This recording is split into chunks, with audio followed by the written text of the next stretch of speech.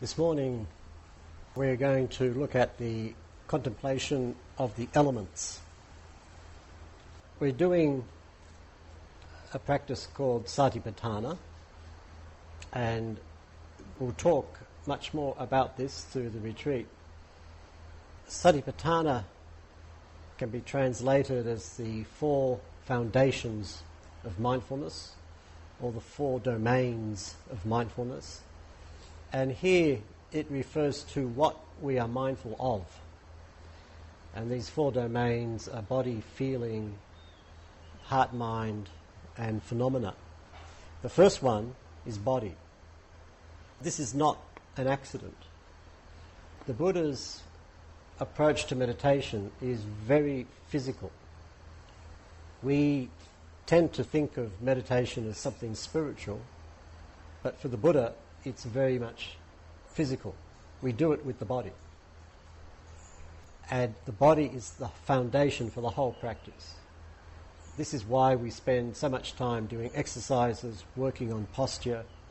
This is all part of the first foundation of mindfulness. Becoming intimate with the experience of the body is absolutely central to the practice. When the Buddha talks about this as a practice, one of the ways he talks about it is as the contemplation of the elements. These are the dhatu. The idea behind this is that normally we live in our thoughts. There is this world that is created by our thinking, and that's the world that we live in, and that's the world that we think is real. But the Buddha is suggesting that actually it's not real at all. It's like a very good drama on the TV, and it's real as a drama, but has no fundamental reality. Basically, it's just a drama that we have created in the mind.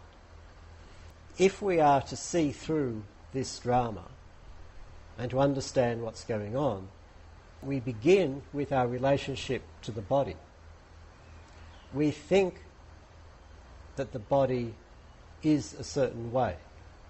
The way that we relate to the body in ordinary everyday life is the way we conceptualize our body, the way we think about our body.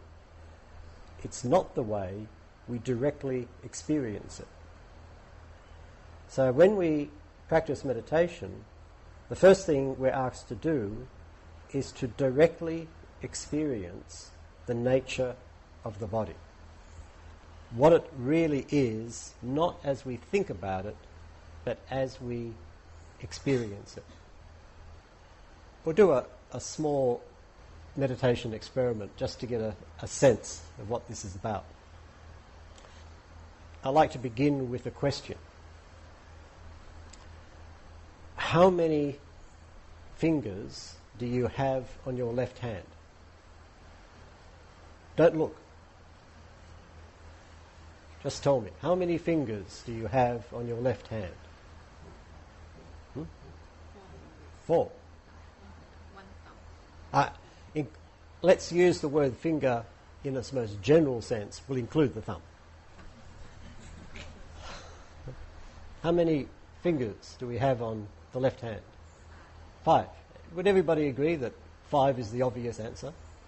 There wouldn't be any debate about this unless you had some accident. But apart from that, it's pretty obvious that there's 5 fingers on the left hand. Okay, let's do a meditation experiment. If you could get into your meditation posture.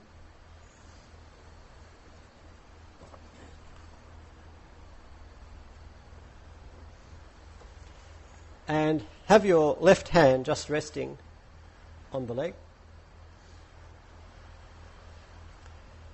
Close your eyes. Bring your attention to the body, experiencing the whole body.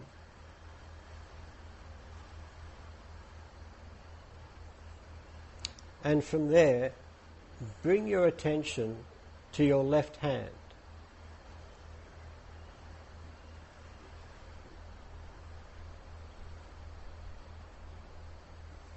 Really start to focus in on your left hand and feel it.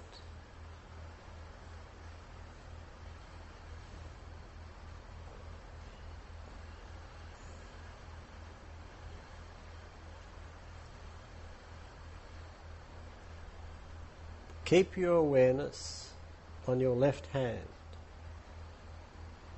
Be mindful of your left hand.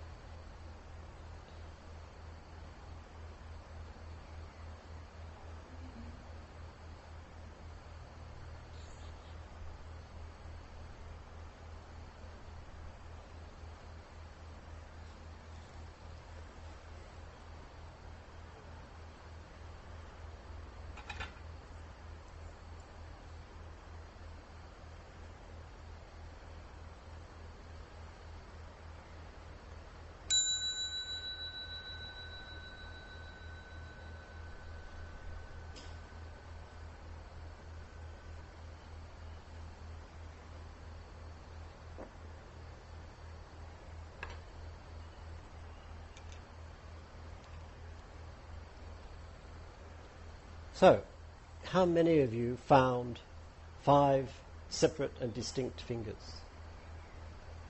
You found? Thinking is not good enough. We're talking thinking. That's right. I think there's 5 fingers. So there must be 5 fingers. This is... Did you directly experience 5? Thinking so. Not good enough.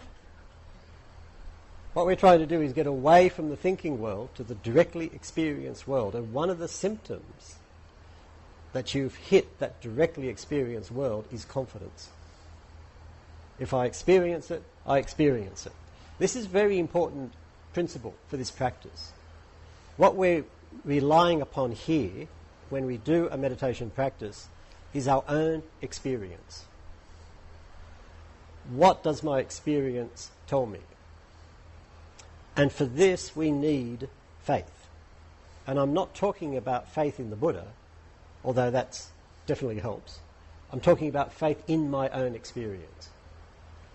When I did my training in Burma, the way the Sayadaws dealt with this is if you gave a report which was significant, that told them that something interesting was happening, the initial response would be something like, "You never experienced that. You're just imagining it. Why are you coming in here and telling me stuff that hasn't even happened?" And scold, scold, scold. And if you go, oh, Sayadaw, I'm so sorry, I made a mistake, then hopeless. But if you say, Sayadaw, with all due respect, this is what I experienced, and I know what I experienced, then they'll big smile, congratulations. One of the characteristics of a direct encounter, a direct experience, is this sense of confidence.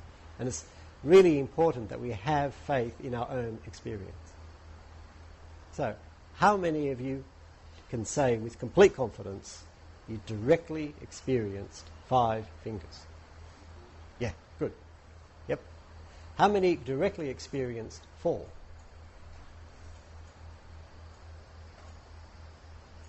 No one? How many directly experienced 3 fingers? How many directly experienced 2 fingers? We've got some hands coming up now. So I take it the rest of you found 1 finger.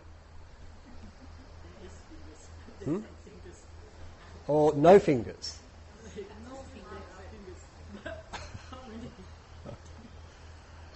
How? Blob. You found a blob.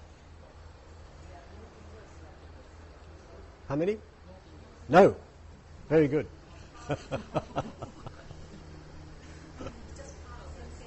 Yeah. Just part. Part of what? There's no difference. So no separation between one part of the body and another part of the body. It's just body. Yeah. And another person said sensation. When we live in the world of concept, of thought, there are certain things which are completely obvious. Of course I've got 5 fingers. But when we move to the world of direct experience, it's a different world. I haven't got 5 fingers, I have a blob. Or I haven't even got a blob, it's just body. Or it's just sensation. Now, this second world, the world, we could say, beneath the level of thought, this is the world of what the Buddha calls the elements, the dhatus. And this is the world that we need to experience, to explore, as we do a meditation practice. And it's the world which begins to become apparent when we really start to pay attention to what's going on, and we don't think we know what's going on. We forget about what we think we know, and we just focus on what we actually experience. Now, when the Buddha talks about this, with the body, the direct experience of the body, he breaks it down into 4 elements that he calls the Mahabhuta. Mahabhuta means the great becomings. Sometimes you see it translated as the great appearances. But the 4 great things that have become, that have arisen in the physical realm. And these are earth element, fire element, water element, and air element. So the 4 elements of earth, air, fire, and water. They're called elements because they're elemental aspects of experience. If I start to examine my experience, it starts to break down into these elements, and it does not break down any further. What I start with, I think I've got fingers, but what I discover is I've got a whole series of elemental sensations when I really start to pay attention. Earth element is the experience of resistance, from soft through to hard. Air element is the experience of movement in all of its forms: pressure, vibration, expansion, contraction, lift, support, and so on. So for example, let's say I have my hand here and I bring it down. Now I can feel hardness in what I think is my hand. I can feel movement. The movement is predominant over the hardness until I start to feel softness. There's a resistance. I can't go any further. I keep pressing and the softness turns into hardness. So at first there's earth and air, but air is predominant. But when I hit what I think is the table, suddenly earth element becomes much stronger. And the more I press, the stronger it becomes. So you can see it's a different way of looking at experience. Fire element is the experience of temperature, from cold through to hot. Here people have been talking about, oh, I can't sleep because of the fire element. It's too hot. Fire element is very strong here. At the moment, air element, if you're under the fan, you're getting air element, but you're also getting fire element. It's cooler under the fan. The coolness is part of fire element. Water element is the most obscure, the most difficult to pick up. It's the experience of liquidity and cohesion. So liquidity is wetness, dryness. And cohesion is stickiness, slipperiness. Things either stick together or they don't. They fall apart. You notice how if the ground is wet, it's easy to slip. So that wetness and cohesion go together. So what I like to do is to go through a quick tour of the four great appearances as a meditation experiment. So we'll do a guided meditation. I'll ask you to direct your awareness to certain aspects of experience. Please treat these as a game. Just play with them. Don't take them too seriously. And there's no such thing as a wrong answer. What you experience is what you experience. That's all. Okay? So if you get into your meditation posture,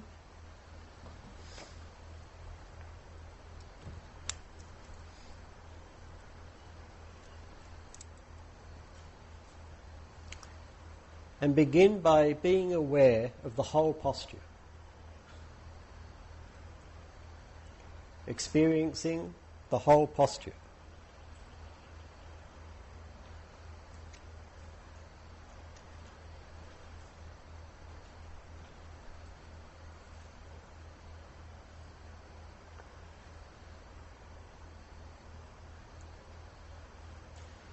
And now turn your awareness to all those parts of the body where you feel hardness.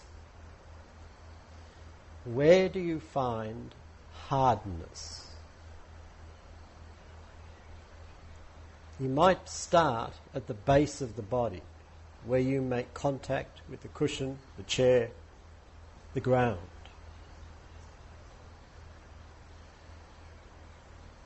But don't be only there. Look throughout the whole body.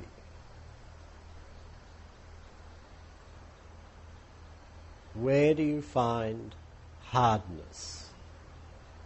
Look for it, and if you can find it, focus in on it and name it. Hard. Hard.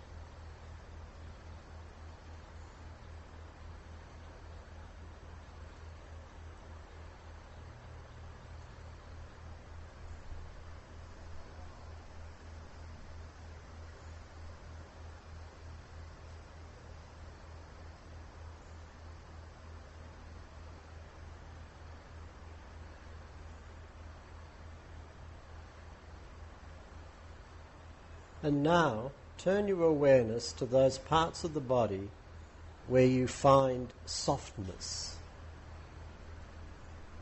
Where can you find softness? Look for it. And if you can find it, focus in on it and name it. Soft. Soft.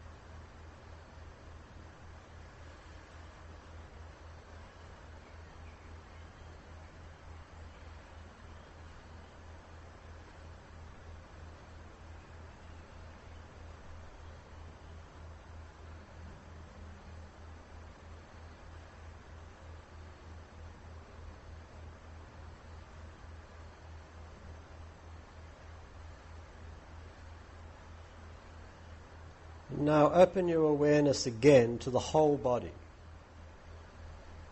experiencing the whole body. And then turn your attention to those parts of the body where you feel heat or warmth. Where can you find heat,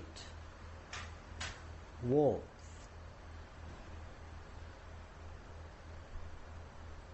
Look for it, and if you can find it, focus in on it and name it. Hot, warm.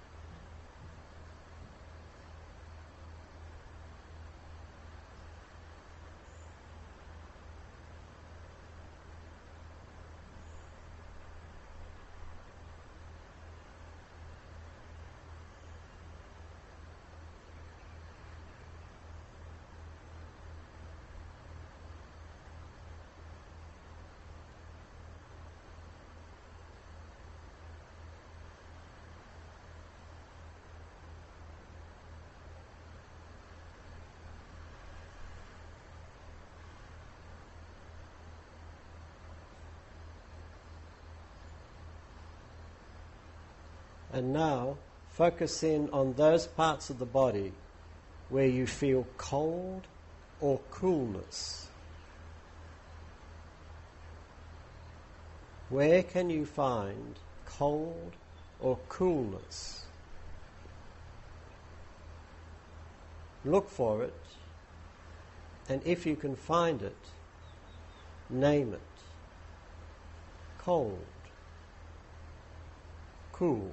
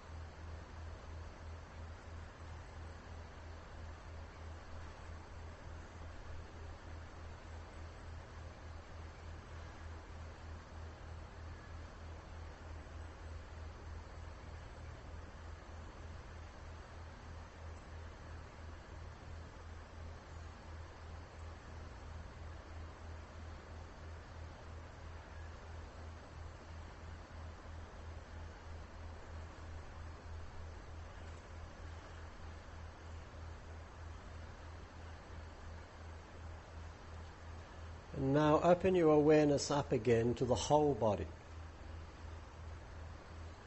experiencing the whole body.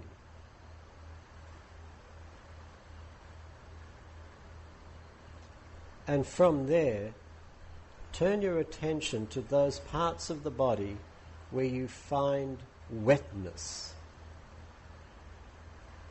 Where can you find wetness? Look for it, and if you find it, focus in on it and name it. Wet, wet.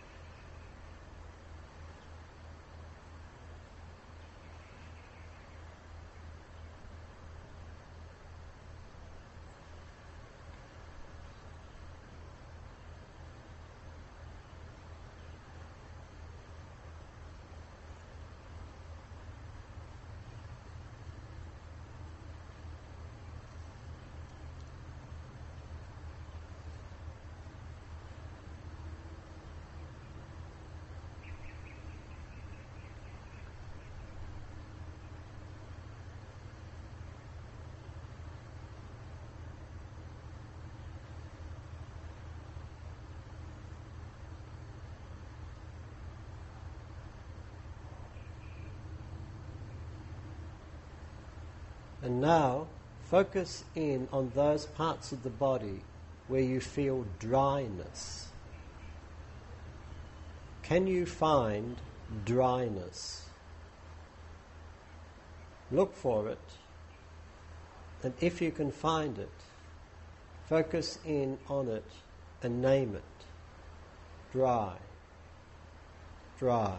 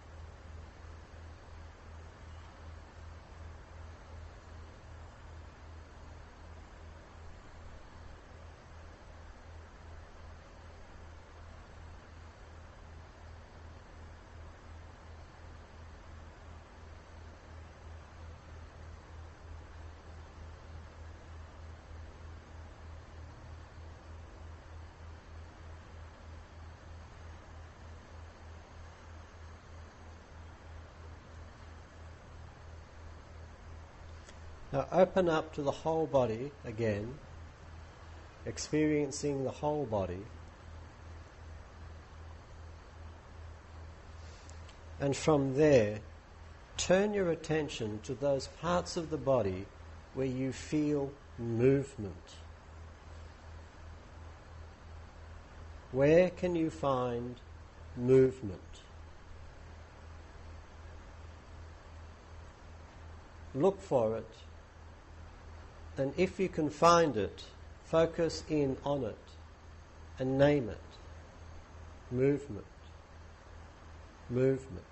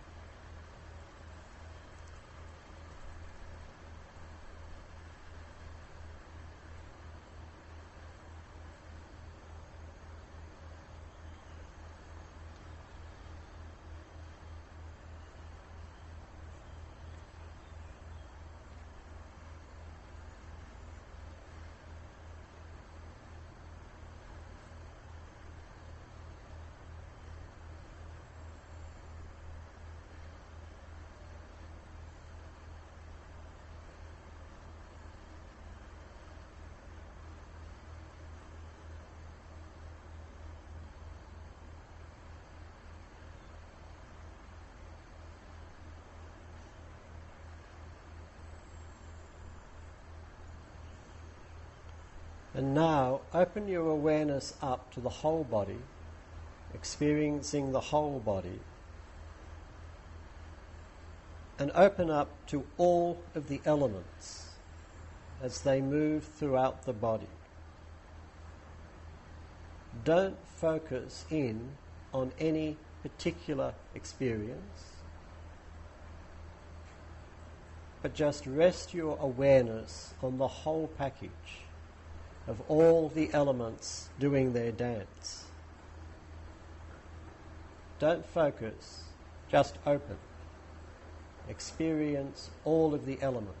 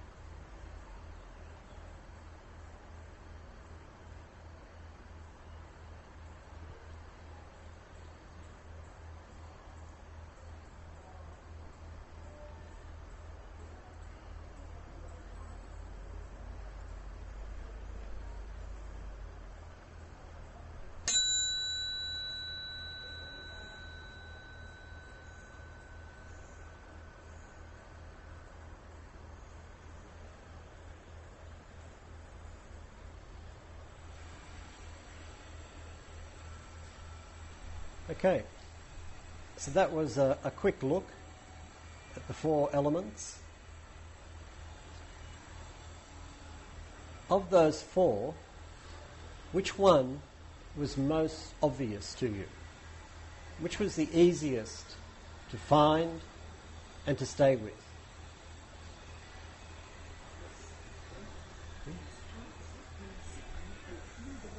Which one? Earth. Hardness.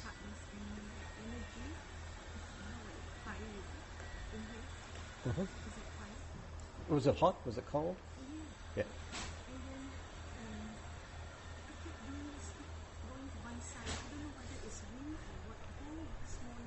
Was that movement? You're saying earth was quite obvious, the hardness, but you're also feeling a lot of fire element, heat, particularly in the hands, and also today you've been feeling movements shifting, the body moving, air element. Anyone else? What was the easiest? How many people would say earth was the easiest? How many would say air? Or maybe one, maybe the other? What about fire? Was that the most obvious for a few people? Yeah, some people. What about water? How many people found water the most obvious? Is it what goes into the body? Is it water? Sorry? Is the movement of... No, movement is air. Even inside the body? Oh yeah, inside, outside, doesn't make any difference. Movement is air element. But water flows, that's why you've thought of water. No, movement is air. You found it in the runny nose.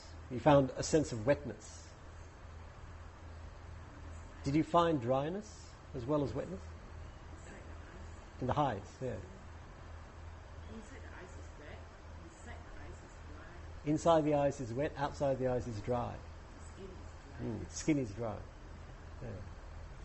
Most people find the water to be the most obscure. It's like you don't find it very many places.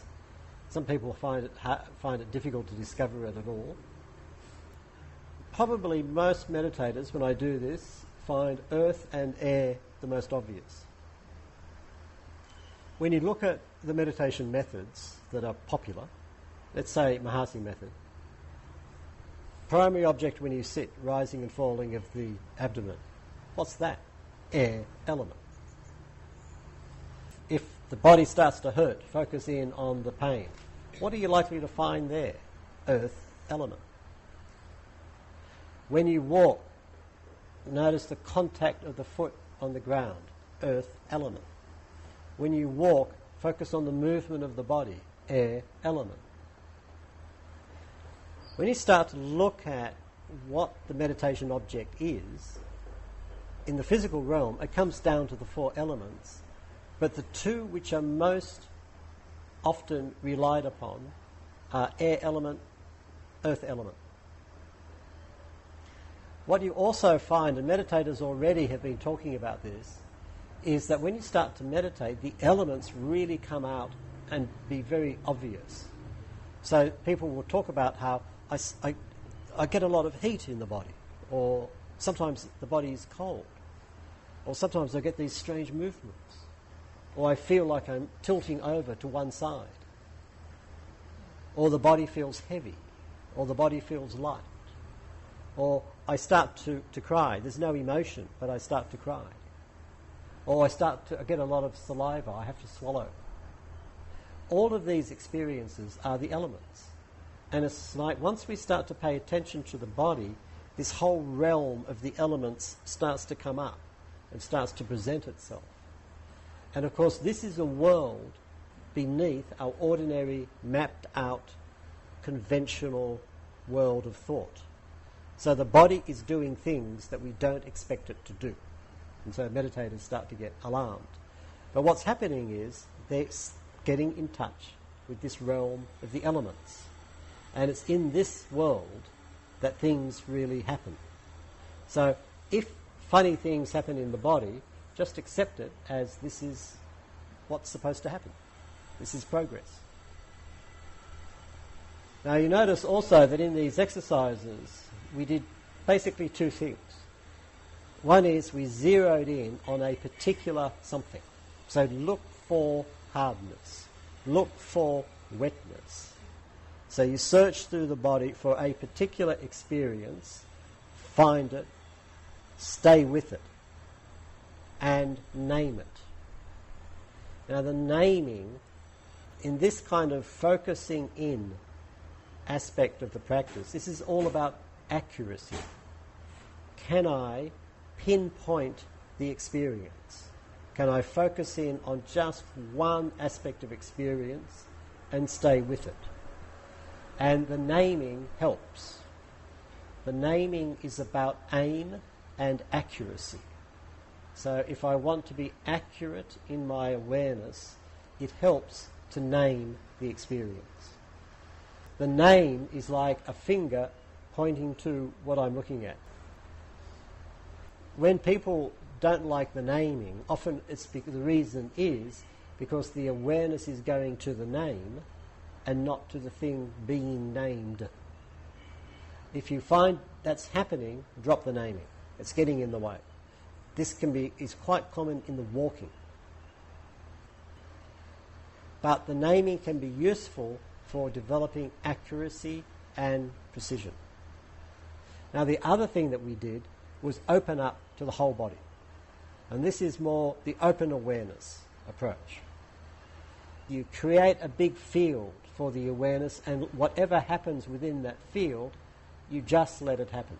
So we did that in particular at the end when we said open up to all the elements. How many people found that satisfactory? Open the body, is it? Find it more so. That's what you do, isn't it? That's your style. Yes. Whereas focusing in is not your style. How did you find the focusing in, doing this exercise? Through what you mean, I can do this. Did you feel it very tight or controlled? Need a bit of Tension. attention. A bit of attention and concentration. Need a bit of have to go Yeah. into the body. Open awareness is more relaxed. The comment here is open awareness is more relaxing. The other thing about open awareness is that it can be more difficult to maintain because there's no specific thing for the awareness to hook onto, so it's easy to drift off. Be very careful when you do open awareness that you're not just drifting and dreaming. If you have something very specific to focus in on, it keeps you connected, it keeps you grounded. There's basically two ways that you can work with the attention. One is focus in on just one specific aspect. The other is open up to the whole package. Sometimes it's best to do one, sometimes it's best to do the other. They both have advantages and disadvantages. Some people are naturally inclined towards one and not the other. These are things that you discover as you meditate. What's the most natural way for you to practice? And what is the way of practice that is best for you? What is the way of practice that sends you to sleep, that is not good for you? So these are all things that you need to find out.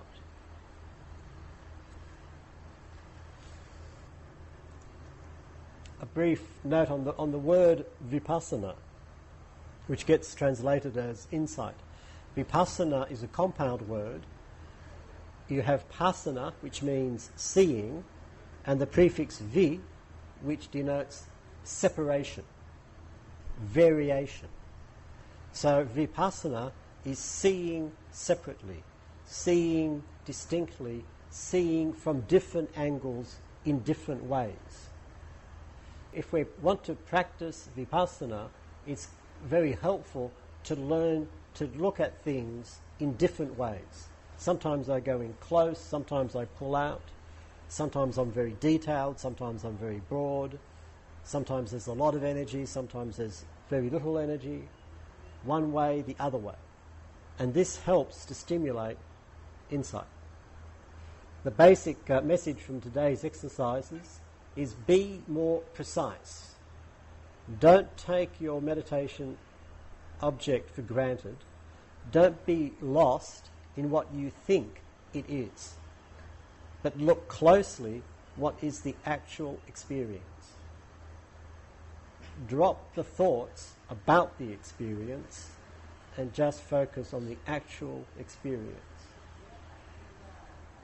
Any questions or comments? Yeah. When you name like hardness, do you say earth? Yeah, this is a good question. The question is, if you're working with earth element, hardness, do you name it as earth or do you name it as hardness? You name it as hardness. Earth is just another concept. It's a concept which is closer to what's going on than my hand, but it's still a concept. So when you use a name is always a concept, but you want a name which is as close to the actual experience as you can get.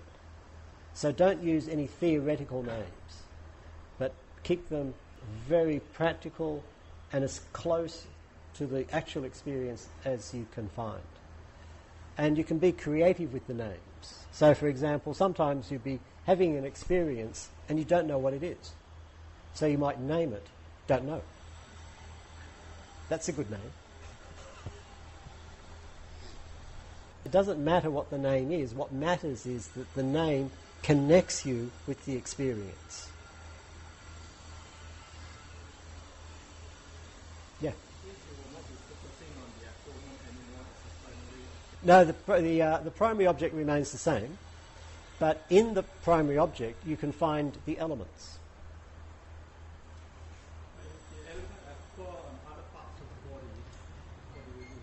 If other parts of the body become apparent, you go to that. Again, it's the basic structure, primary object, secondary object. So the primary object is your central reference point. It's what you do when nothing else is happening. But if something comes to you and takes you away from the primary object, that's your secondary object. Once you become sensitive to the elements, you find that you will discover them in different parts of the body. So don't be too, when we talk about the rising and falling of the abdomen, don't think that you have to stay in a tight geographical location. Abdomen is a concept. It's an idea. You start there, but once you find that movement, it will move around. You may find it here first, but later on you may find it here, or here, or here. So you just follow it. You don't worry about where it is. We have this basic structure, primary object, secondary object, that we talked about yesterday. As the practice matures, that distinction falls away. And it's just what is happening. So the primary object, secondary object distinction, Mahasi developed for beginners. When he talks about what is insight meditation, he says insight meditation is noting, in other words, being deliberately aware of, whatever arises at any of the 6 sense doors as it arises. You start with a definite structure, primary object, secondary object, back to the primary object. But as that develops, all of that falls away and you just have what is happening. The practice will become more formless as you get deeper into it. Does that make sense? Can have more than one secondary object? You mean at one time? Simultaneously? Yeah, you can. So the question is, can you have more than one secondary object simultaneously? Yes. Definitely. And how long do you remain on the secondary object? How long do we remain on the secondary object? This is one of the most common questions that turn up. The difficult answer is there's no right answer. Basically, you stay with it as long as it holds your attention. One way of looking at it is the primary object is what I choose. I choose my primary object. I'll sit down and I'll follow rising and falling of the abdomen. The secondary object chooses me. I have no control over it. I don't sit down thinking I'm going to spend the next 45 minutes contemplating the pain in my left knee. But the pain in the left knee comes. It takes me. I have to stay with it. So I'll stay with it as long as it's holding my attention. But at some point, it will let go of my attention. Now, it may let go because it just disappears. So sometimes I'm noting a secondary object and it just disappears. Sometimes it lets go because although it's still there, it's not really holding me anymore. Like a thought. So I might be following the rising and falling of the abdomen, and in the background there's some thinking. Then suddenly I realise that instead of the rising and falling in the foreground and the thought in the background, it's gone tuk, and the thinking is now in the foreground, and the rising and falling is either back here or it's disappeared completely. So then the thinking becomes my primary object, or my secondary object. Now, at some point, the rising and falling comes back again. I go back to my primary object. The thinking is in the background. It's not holding me anymore. Does that make sense? You get a sense of what feels natural. So what is significant now? That's what I should be working with. And if there's nothing in particular, you go back to the primary object. The primary object is your kind of ordinary, everyday meditation object, but when something else is happening, that's my secondary object. When it's no longer holding me, back to the primary. It might be for a second, it might be for a minute, it might be for an hour, a day, a week, a year. There's no set time. Of course, if the secondary object stays around much longer, it actually becomes my primary object. Let's say some people might have chronic pain in the body. The body always hurts. So for them, pain would become the primary object. And the rising and falling would be the secondary object. Okay, I think we've run out of time. Just continue the practice as before, but what I hope you take from these exercises is a sense of precision. Be more precise with the awareness. In the early stages of the retreat, of course, we're quite tired and we're still in the process of waking up.